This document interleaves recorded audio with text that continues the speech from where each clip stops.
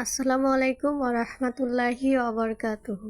আজকে আমরা শিখব 24 সাইজের জন্য কিভাবে একটি ফতুয়া তৈরি করতে হবে। তো দেখেন, প্রথমে আমি কাপড়টাকে লম্বালম্বি করে একটা ভাঁজ দিয়েছিলাম। কাপড় ছিল 2 পাটে, এখন মাঝখান দিয়ে আরেকটা ভাঁজ দিয়ে আমি এখানে কাপড়টাকে করে নিলাম 4 পাটে। তো আমার এখানে কাপড় আছে 4 পাট, 1 পাট, 2 পাট, 3 পাট, 4 পাট।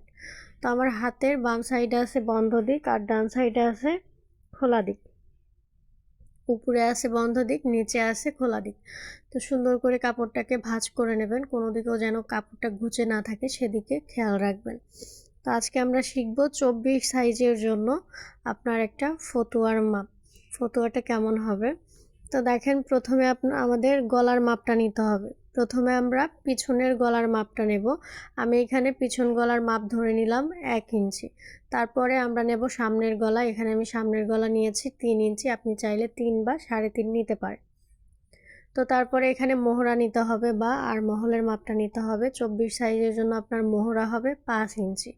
তারপরে এখন লম্বার মাপটা নিতে হবে। লম্বায় আপনি যতটুকু টেকাতে চাচ্ছেন সেই মাপটা নেবেন। সেলাইয়ের জন্য আরও এক্সট্রা করে 1 ইঞ্চি বেশি নেবেন প্লেটের জন্য। তারপরে এখন নিতে হবে পুট গলা। তো এটা যেহেতু ছোটদের, আমরা এখানে পুট গলা ব্যবহার করব 2 ইঞ্চি। আমি এখানে পুট গলা দিয়ে দিলাম 2 ইঞ্চি। আমি এখানে গোল গলার শেপ করব, তার জন্য আমি এখানে গোল গলার শেপ দিয়ে দিলাম। তারপরে নিতে হবে আপনার পুট লাইন বা কাঁধের লাইন। পুট লাইন হবে 5 ইঞ্চি। 24 সাইজের জন্য আপনার পুট লাইন হবে 5 ইঞ্চি। এখানে কিন্তু আমি সেলাই সহকারে ধরে নিয়েছি। 4.5 ইঞ্চি টিকবে আর হাফ ইঞ্চি সেলাইয়ের মধ্যে যাবে। তারপরে এখন আপনার বুকের লাইন বা ছাতির লাইনটা নিতে হবে। আপনার 24 সাইজের জন্য ছাতির লাইন বা বুকের লাইন হবে 6 ইঞ্চি। আমরা সেলাইয়ের জন্য আরও ধরে নেব 1 ইঞ্চি। তো এখন এই দাগের সাথে এই দাগ মিল করে দিব। মিডল পয়েন্ট খুঁজে বের করব, হাফ ইঞ্চি উপর দিকে তুলে মোহরার শেপ করে নেব। তারপরে আপনার এখন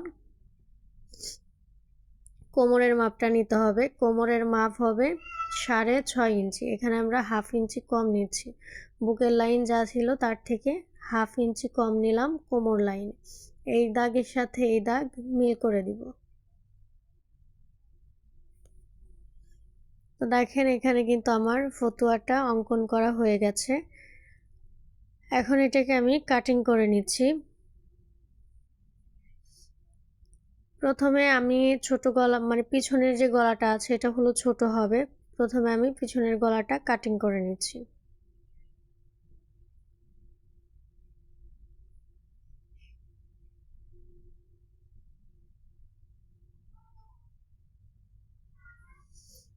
সামনের গলাটা আগেই কাটবো না, কারণ এখানে আপনার 4 পাটের কাপড় আছে, 2 পাট করে সামনের গলাটা কাটিং করব।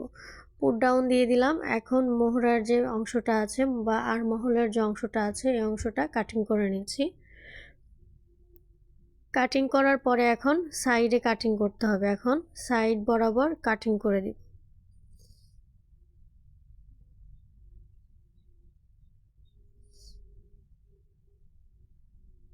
তো আমাদের নিচে একটু সাইড ফাড়া রাখবো। সাইড ফাড়ার জন্য আপনি 3 ইঞ্চি বা 4 ইঞ্চি নিতে পারেন, নিচ থেকে 3 বা 4। তো আমি এখানে সাইড ফাড়া নিয়েছি 3 ইঞ্চি উপরে।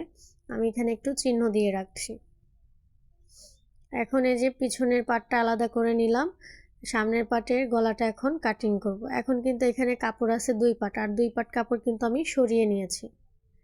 তো এখানে আপনি চাইলে অন্য গলাও ব্যবহার করতে পারবেন, গোল গলাও ব্যবহার করতে পারবেন। আপনি আপনার ইচ্ছা মতো গলাটা দিয়ে দেবেন।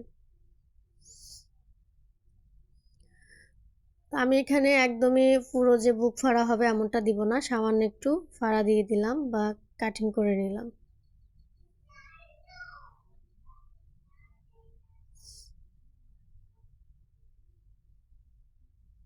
তো এখন আমি একটু গলা পট্টিটা কাটিং করে দেখাচ্ছি। সামনের গলার পট্টিটা আপনি কিভাবে কাটিং করবেন। কাপড়টাকে 2 ভাঁজে ভাঁজ দিয়েছিলাম। আমার হাতের বাম সাইডে ছিল বন্ধ দিক। তো এইভাবে আপনার গলাটা কাটিং করতে হবে। এখানে আমি অঙ্কন করে নিচ্ছি, নেওয়ার পরে কাটিং করে নিব।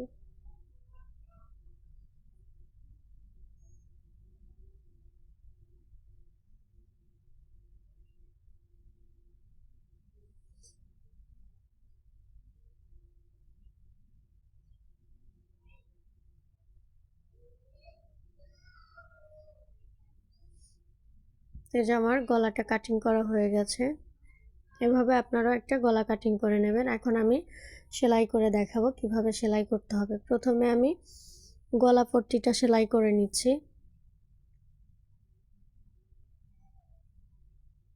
চিকন করে একটা ভাঁজ দিয়ে পুরো গলা পট্টিটা সেলাই করে নিতে হবে।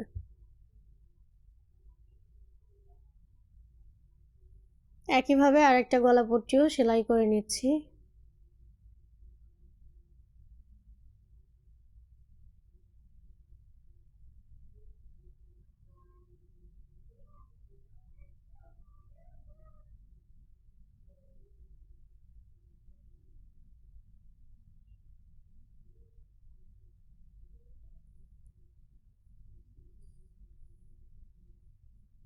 আপনারা যদি অন্য কোনো সাইজে বা অন্য কোনো মাপে যদি দেখতে চান কমেন্টস করে জানাবেন যে এই সাইজে দেখালে ভালো হতো বা এই সাইজের দেখতে চাই।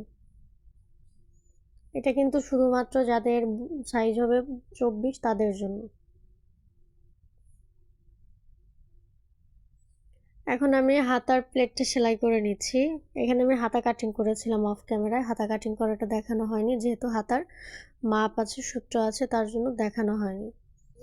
তো প্রথমে আপনার প্লেটটা সেলাই করতে হবে। দুইটা ভাঁজ দিয়ে এখানে প্লেট সেলাই করে নিচ্ছি।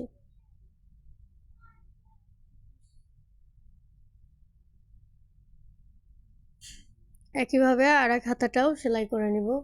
দুইটা ভাঁজ দিয়ে প্লেটটা সেলাই করে নিতে হবে।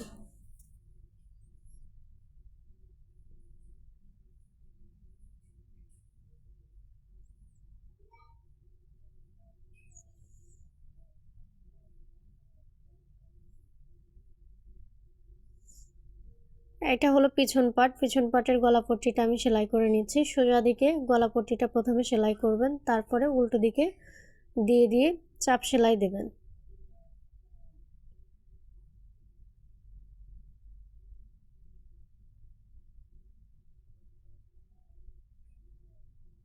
উল্টো দিকে দিয়ে এই যে চাপ সেলাইটা দিয়ে দিচ্ছি আমি।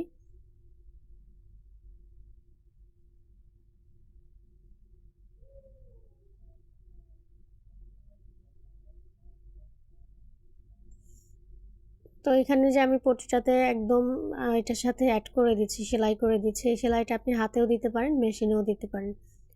তো আমি এই সেলাইটা মেশিনেই দিয়ে দিচ্ছি। এখন সামনের পাটেও একইভাবে পট্টিটাকে সেলাই করে নেব। এটা হলো কাপড়ের সোজা দিকে পট্টিটাকে বসাবেন।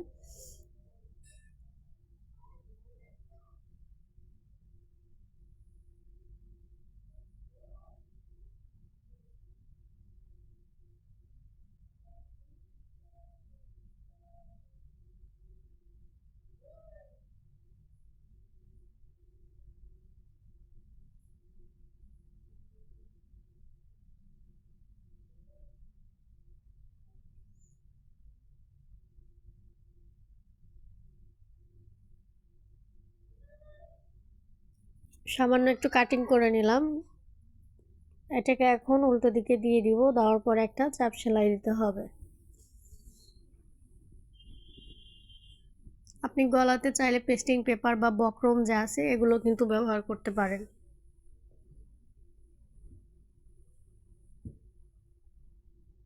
এখন এই যে চাপ সেলাইটা দিয়ে দিচ্ছি।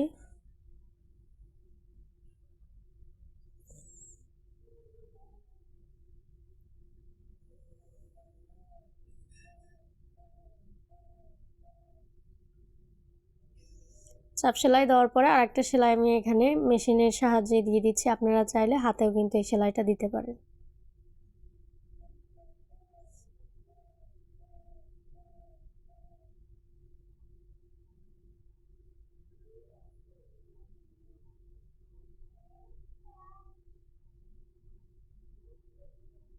তো আমার গলাপট্টি সেলাই করা হয়ে গেছে। এখন কাপড়ের সোজা দিক ভিতর দিকে রেখে পুট সেলাই করে নেব বা কাঁধ সেলাই করে নেব। এখানে দুইটা কাঁধ আমি একইভাবে সেলাই করে নিব।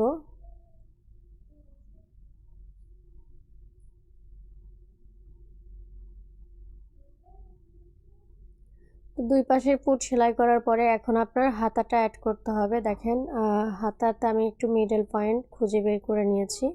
তো মাঝখান থেকে একদম মোহরার মাঝখান থেকে ধরে দুই পাশে সেলাই করবেন, তাহলে আপনার হাতা দুই দিকেই সমান সমান হবে। আপনি যদি এক সাইড থেকে লাগাতে যান, দেখা যাবে যে একদিকের হাতার কাপড় কম পড়ে যাবে, একদিকে বেশি হবে। সেক্ষেত্রে আপনার হাতা বগলের কাছে বা আরমহলের কাছে টান লাগতে পারে। তো কী করবেন, একদম মাঝখান থেকে হাতাটা সেলাই করার চেষ্টা করবেন। একইভাবে আরেকটা হাতাও লাগিয়ে নেব।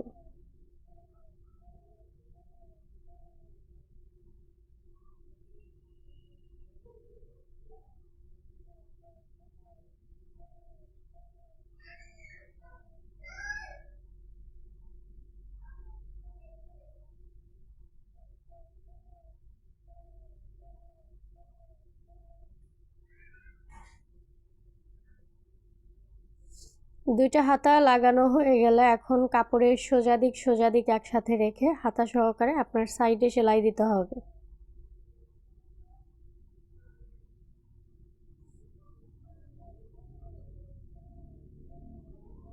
এখানে যে সাইড ফাড়ার দাগ যে ছিল, আমি যে কেটে রেখেছিলাম ওই পর্যন্ত গেলাম, তারপর আবার উপরের দিকে চলে গেলাম। তো একইভাবে অপর পাশেও সেলাই দিয়ে নেব।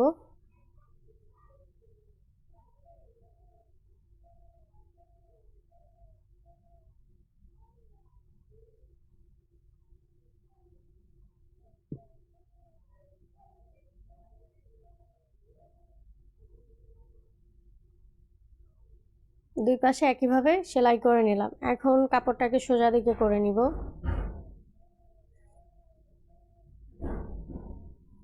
সোজা দিকে করার পরে এখন আপনার সাইড ফাড়ার যে সেলাইটা আছে, সাইড ফাড়া যে রেখেছিলাম নিচে, এই সাইড ফাড়া বরাবর চিকন করে একটা ভাঁজ দিয়ে প্রথমে আমি সেলাই করব।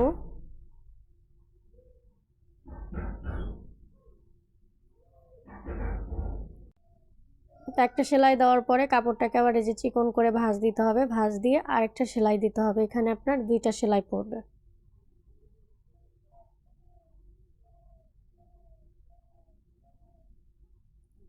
তো একইভাবে আরেকটা সাইড ফাড়া আমি সেলাই করে নিয়েছি।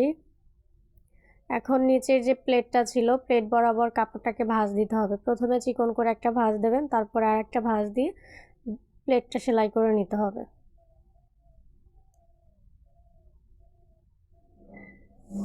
এখানে চাইলে আপনি একটি সেলাইও দিতে পারেন, আবার চাইলে দুইটা সেলাইও দিতে পারেন। তো আমি এখানে দুইটা সেলাই দিয়ে দিচ্ছি।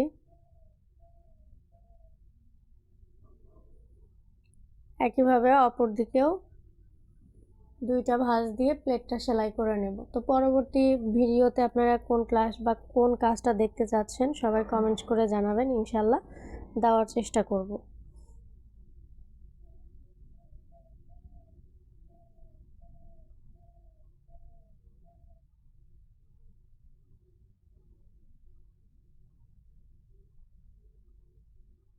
তো এই যে হয়ে গেল আমাদের ফতুয়া। তো সবাই ভালো থাকেন, আজকে এই পর্যন্তই। আল্লাহ হাফেজ।